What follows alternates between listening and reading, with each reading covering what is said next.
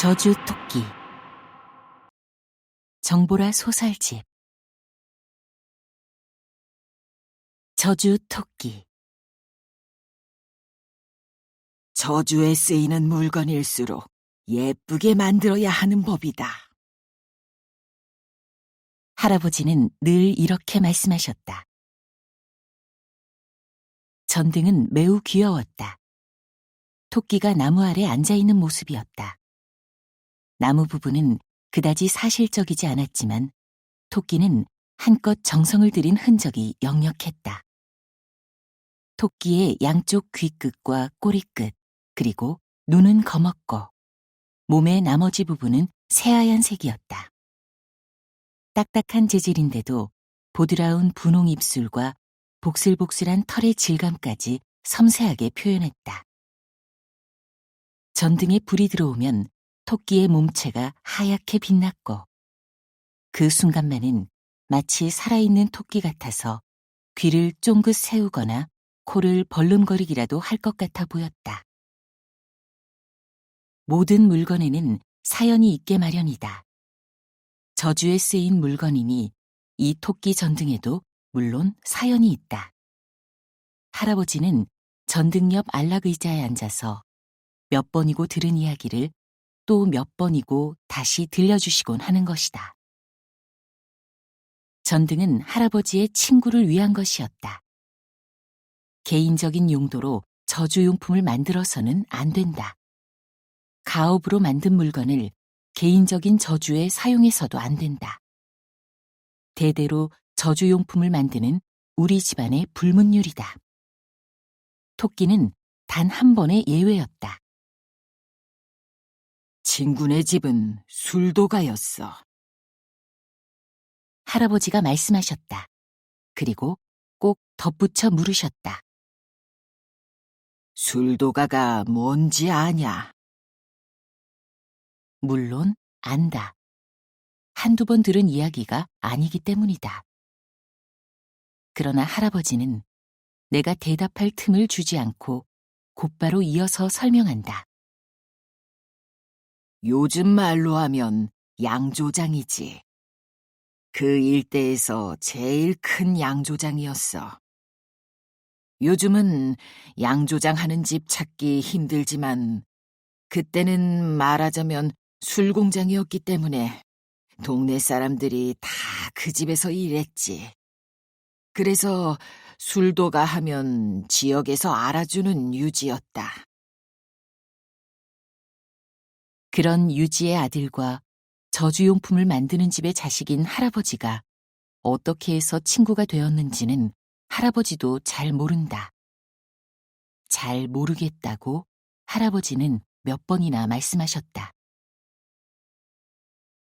할아버지의 집은, 그러니까 우리 집안은 공식적으로는 대장간을 하는 것으로 되어 있었다. 그리고 주문이 들어오면 실제로 농기구와 여러 가지 쇠붙이 도구들을 만들어주기도 하고 고쳐주기도 했다.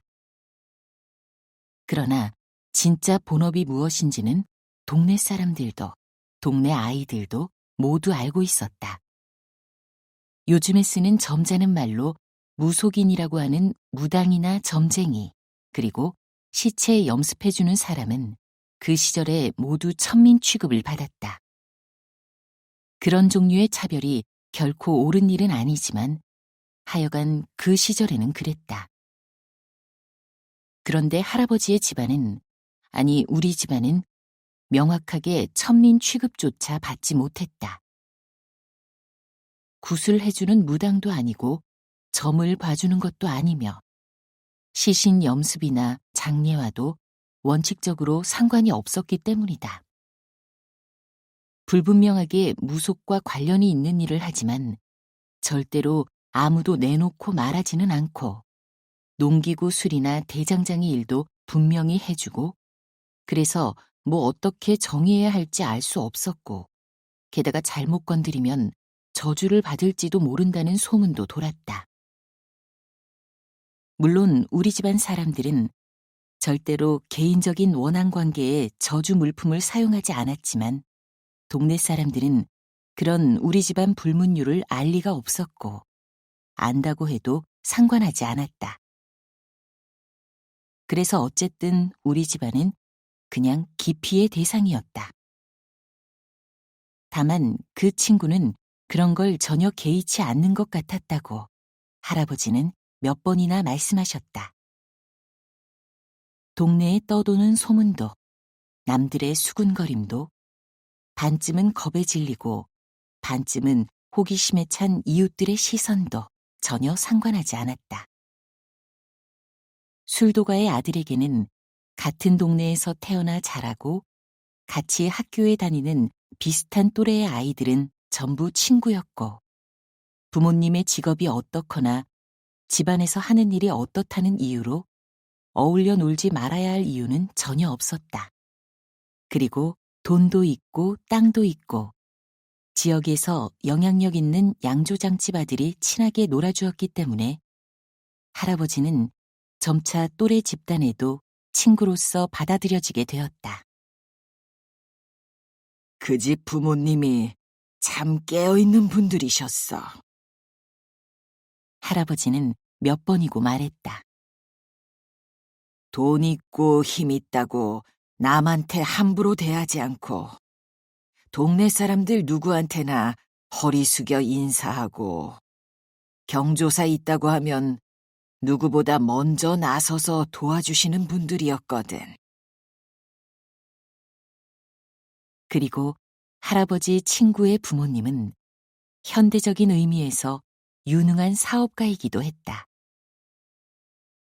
동네 사람들끼리 대충 만들어서 동네 사람들끼리 사 마시는 사업 구조에서 벗어나 생산 방식을 표준화하고 공정을 현대화해서 다른 지역으로 가능하다면 전국적으로 판매망을 늘리려고 시도했다.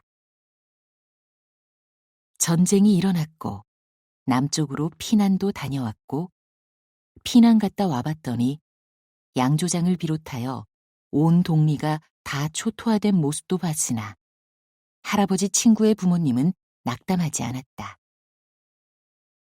오히려 모든 것이 부서지고 불타버렸으니 아이의 처음부터 현대화되고 표준화된 공정으로 다시 시작해야 한다고 의지를 불태웠다. 할아버지의 친구도 그런 부모님의 뜻을 이해하고 가업을 진지하게 받아들였다.